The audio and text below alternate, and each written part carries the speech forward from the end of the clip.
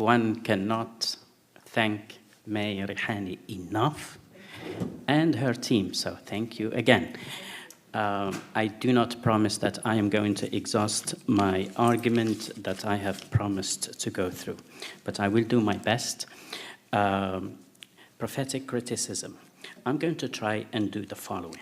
I'm going to look at two major points, the landscapes of Enlightenment sensibility, and I am going to begin by a question about the way Rihani reads modernity in terms of crisis. And then I am going to try and conceive, in light of, I think, some of the reflections earlier, especially, I think, Geoffrey Nash has brought up the issue of modernity. So I'm going to try and conceive Rihani as a philosopher, as a theorist, and someone who is deeply involved in something called prophetic criticism. Then the second thing is I'm going to try and link such tradition to two intellectual trajectories, the pre-modern, the medieval, mainly the medieval Islamic philosophy, and then, believe it or not, the Frankfurt School of Critical Theory.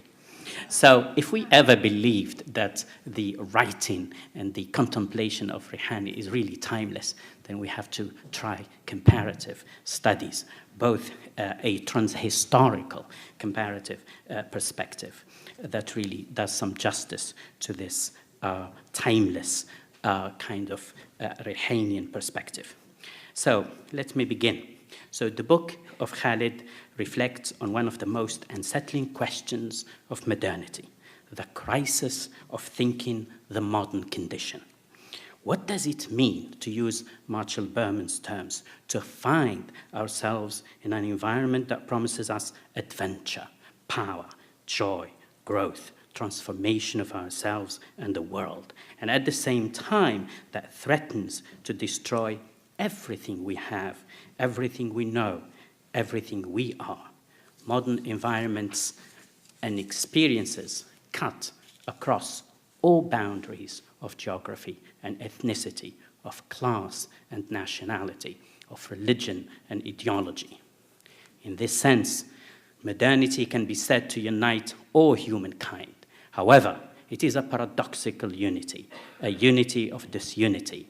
It pours us all into a maelstrom of perpetual disintegration and renewal, of struggle and contradiction, of ambiguity and anguish.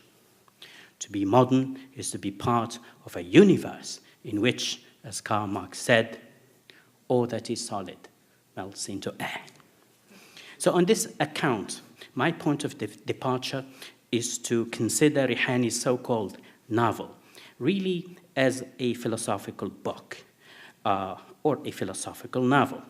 It is a book really about the absent books, that is, those books that have not been written yet or are always in the process of being written. The novel as philosophy, fiction as philosophy, is deeply prophetic because it speaks, it invites, it imagines, it calls for, it urges the absent presence of books yet to come. That's why he wants us to write our own books. I would like to link the book of Khalid to this philosophical tradition of prophetic criticism, rooted in the case of Rihani, to begin with, in an Abrahamic imaginary and in the later philosophical concerns of the Frankfurt School of Critical Theory. So I will trace briefly, since time will not permit, some of the few fundamental characteristics and contours of such criticism as it appears in Rihani's philosophical formulations, inevitably with those reverberations of intellectuals such as Horkheimer and Adorno's work, especially in the early works of the School of Critical Theory, the Dialectic of Enlightenment, and also in relationship to Paul Tillich, the German theologian, the socialist decision. So the book of Khalid truly if we were to think about its timelessness, is to be situated within its immediate and broader moment to begin with of delivery, as it declares its own sense of what the crisis of modernity may look like, may feel like, and may be like. So let's really try to decide what crisis really means for Rihani and also for the context of critical theorists. It may be defined as a decisive moment, a time of danger and great difficulty, the turning point, or what the narrator calls the perpetual pains of the mind. He insists,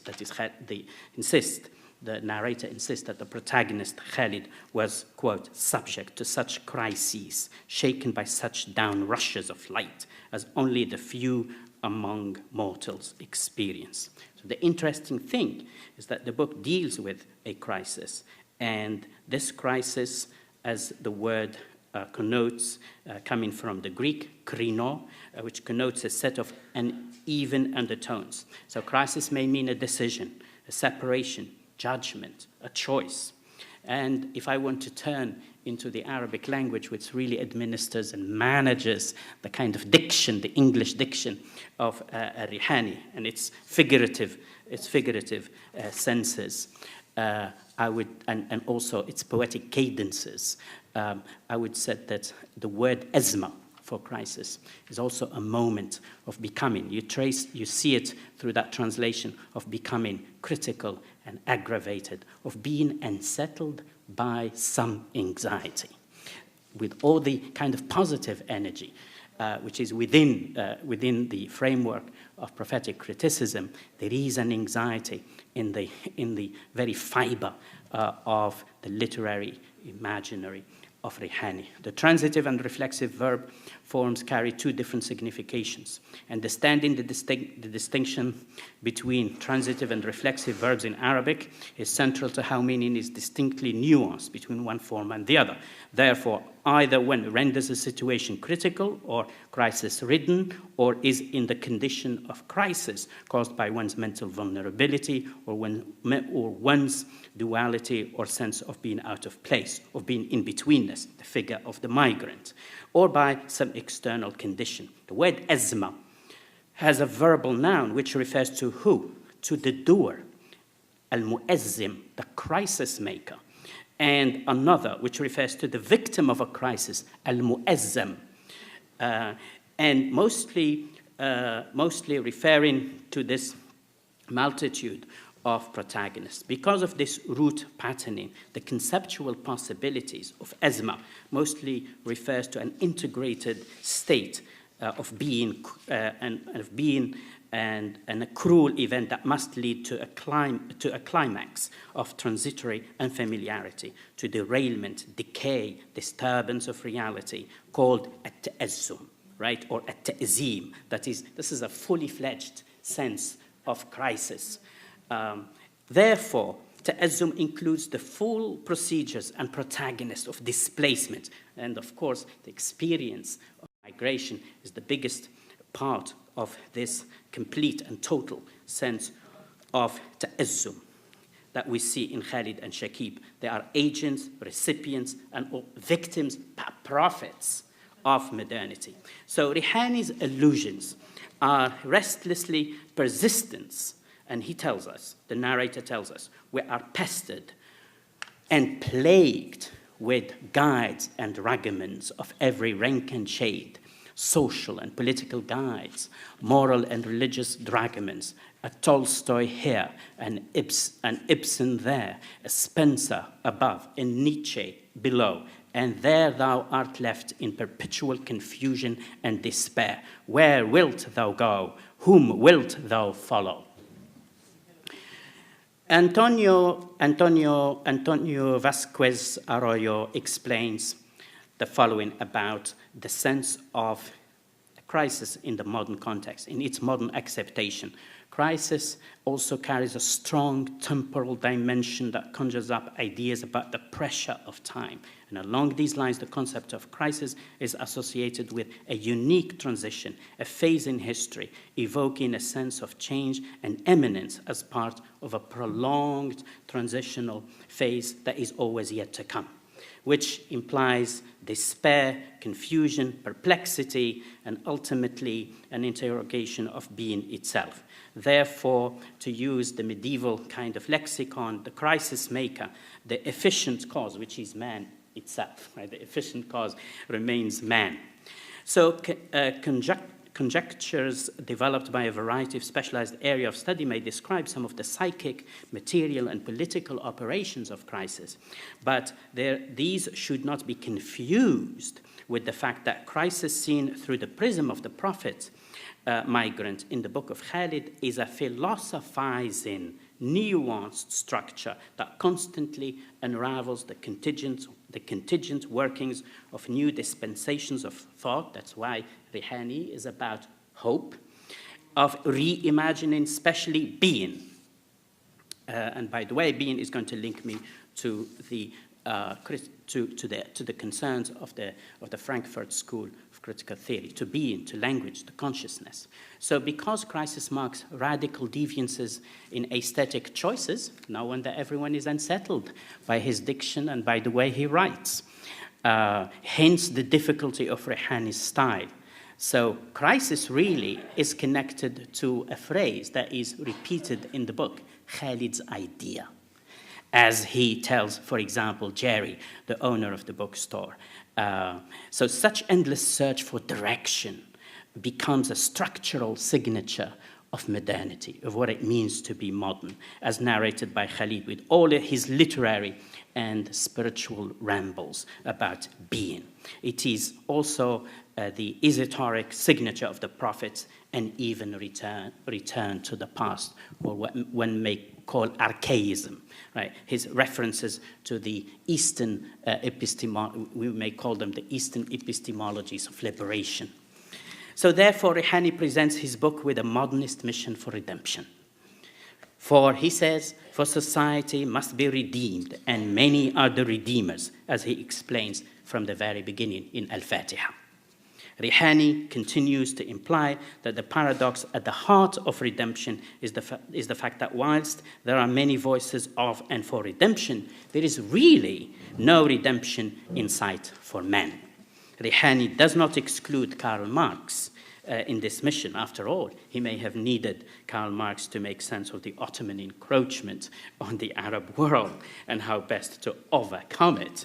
So Marx is also involved in a mission of redemption, and Marx is to underpin man's true self-alienation. Marx has the instincts of a prophet. From the start, he goes directly to the root of man's problem. So what's man's problem? Self-alienation. Man's problem is concrete, also human and natural, and can be described concretely, even though such formulation, like atheism itself, only manages, as the narrator of the book tells us, manages to de-religionize the human race and banish God from the universe. Yet Khalid can never give up on God. Khalid is still in need to behold to God, because atheists may be eloquent, as he says, but they are insincere. Or, as the narrator goes on to explain, for at bottom, atheism is either a fad or a trade of fatuity, and whether the one or the other, it is a sham, more pernicious than the worst. For now, the narrator and Khalid are, as they say, this is one of the most beautiful phrases, constitutionally incapable of denying God. We are from the land in which God has always spoken to our ancestors. In other words, what brings intelligibility to modernity, or in the midst of the modern crisis, is that possibility in the absolute divine. So this anxiety of return to the prophetic tradition, the multiple prophetic tradition, Rihani's return to archaism, is is multiple to Sufism, mysticism, to all the different traditions. And I think one of the papers actually tackled that question, that kind of world order. It does not matter really what origin this order is made of. This brings to mind Rihani's ancestors, the medieval prophetic tradition. The book of Khalid's philosophical investigation may be easily traced within the modern context, absolutely, but its multifaceted allusions are grounded in another medieval legacy of Kalam and its expositions on the crisis of being, which is also a question that the Frankfurt School of Critical Theory was obsessed by in the 1930s and 1940s. The whole question of being, one of the questions, and the movement of multiple meanings of and for truth. So the very trope that the novel begins with of the Library of Cairo unravels the significance of past knowledge. So the book of Khalid is another revelation, as he says, to brother man, mother nature, and maker God, to add to other revelation of a hybrid mind in crisis. This is the double bind of Khalid resolved in a composed crisis made of binaries, of the East and the West, of the Orient and the Occident, of modernity and capitalism, of Ottoman encroachment and the Arab search for freedom. So it is in these binaries, as opposed to maybe others who may disagree with me, that there is some critical energy for prophetic criticism. It is not the first book interested in releasing prophetic energy alongside something else that presents the mind with some sort of epistemic cul-de-sac. In fact, Abu Hamid al-Ghazali, back in the 11th century, own epistemic voyage is inscribed in his prophetic book, Deliverance from Error, published in 1100. Al-Ghazali himself attempts this mortal process of weaving the mixture of senses, emotions, and thought. He explains, from the period, quote, from the period of adolescence, that is to say, previous to reaching my 20th year to the present time, when I have passed my 50th, I have ventured into this vast ocean. I have fearlessly sounded its depths, and like a resolute diver, I have penetrated its darkness and dared its dangers and abysses. I have interrogated the beliefs of each sect and scrutinized the mysteries of each doctrine in order to disentangle truth from error and orthodoxy from heresy.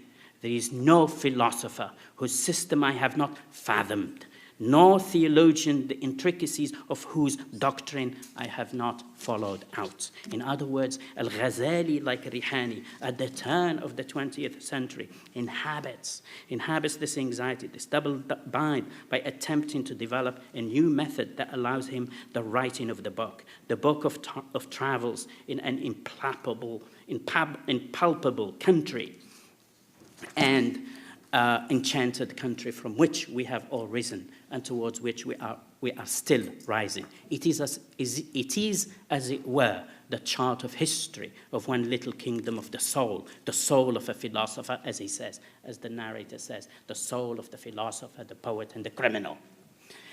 Rihani and Ghazali turn away from the certitude, and I liked some of the papers really emphasized this idea, turning away from the certitude of rational reason, then in order to ascertain the very possibility, the very hope of a third dimension of processing truth and freedom for the soul.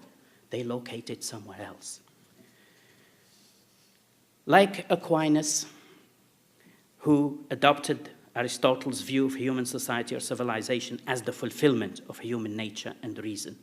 Aristotle's notion of theoria, which means contemplation of the highest object, is the highest object to really find the divine. That's why sight, observation, experience, sense become fundamental in that search for the absolute other.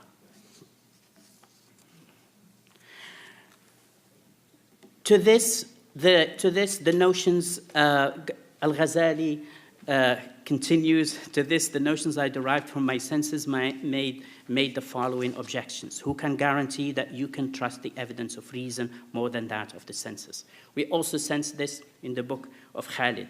Al-Ghazali finds the kingdom of the soul in his Sufi reason. Rihani's protagonists confronting the atheism of modernity are the modern seekers of the soul who must have, to quote the narrator, lived in the wild and the social life, who must have thirsted in the desert, in the city, who must have encountered the dryness of the desert and the frozenness of the city. Khalid in particular must vacillate between, quote, the streets of knowledge, the open courts of love, the parks of freedom, the cellars and garrets of thought and devotion. Prophetic criticism then becomes an epistemic moment that allows the resolution of the crisis. That is the resolution of the modern crisis or the resolution of the crisis of modernity. From the pretensions of self-assured reason and self-assured enlightenment and modern trends of processing and producing knowledge into the possibilities of what lies beyond the reach of reason itself. So this concern to write the one book deeply belongs, to begin with, to the Abrahamic prophetic movement. Khalid confesses, I do not leave it here as a certificate of birth or death. I do not raise it up as an epigraph, a trade sign, or any other emblem of vainglory or lucre, but truly as a propylon, that is a gate, through which my race and those above and below my race are invited to pass to that higher temple of mind and spirit. Just very briefly, I want to mention another very important philosopher and intellectual and seeker of the soul in the Abrahamic tradition, Moses Maimonides, who calls this perplexity in his Guide for the Perplexed. This is a letter that he wrote to his pupil, Joseph ibn Aknin, whom he trained in the sciences of the time, in mathematics, in exposition, in rabbinical literature, etc. And then Maimonides notes that his pupil faces more difficulty as he accumulates more knowledge. His pupil is always perplexed and bewildered. This, for Maimonides, becomes an epistemic departure from the orthodox view of the Talmudic law. He explains, the object of this treatise is to enlighten a religious man who has been trained to believe in the truth of our holy law, who conscientiously fulfills his moral and religious duties, and at the same time has been in his philosophical studies. Human reason has attracted him to abide within its sphere, and he finds it difficult to accept as correct the teaching based on the literal interpretation of the law, and especially that which he himself or others derived from the homonymous, metaphorical, or hybrid expression. So very briefly, since I will not have time to actually go through the second part of my argument, I want to mention very briefly Paul Tillich's case, the impetus, who explains the impetus for a dynamic movement, that is the critical touchstone for what he calls religious socialism, which must be something unconditionally new that transcends what is new and what is old within the sphere of mere development. I also go through and relate Rihani's text to especially two important books that appeared much later in the 1930s and 1940s. That is, from the Frankfurt School, Max Horkheimer and Theodor Adorno, by the way, interestingly enough, who are really invested also in prophetic criticism. These are critical theorists. They are also Jewish intellectuals who have obviously opposed the assumptions of the Enlightenment, but they have done it by going beyond reason itself and then exploring the possibilities in prophetic criticism or in prophetic tradition. And this is where I find the link quite interesting. So those two books are The Dialectic of Enlightenment, which explores the socio-psychological status quo that had been responsible for what the Frankfurt School considered the failure of the age of the Enlightenment. And then also the other important, very briefly, the other important book that I also work with is Paul Tillich's statement in his book published in 1952. It's called The Courage to Be. And one interesting kind of intersection between Rihani's kind of philosophical framework and Paul Tillich's kind of conceptual framework is the idea of correlation, the correlation between different notions. In concluding, thank you very much.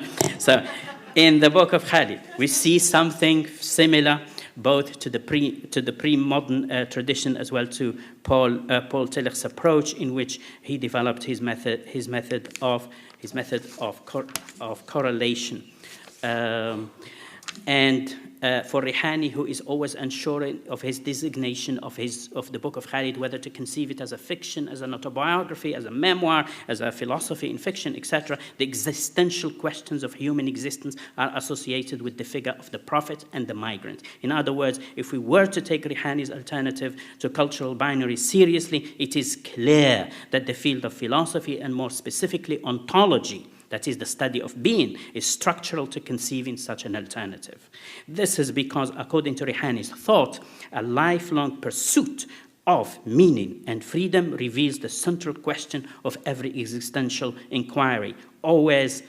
Always comes back to the question of being, or what it means to be, to exist, to be finite, to be a finite human being in the maelstrom of constant change. To be correlated with these questions are the theological answers themselves, which derive from a multitude of epistemic resources in prophetic criticism, as well as in the later reworkings in post-Enlightenment thought.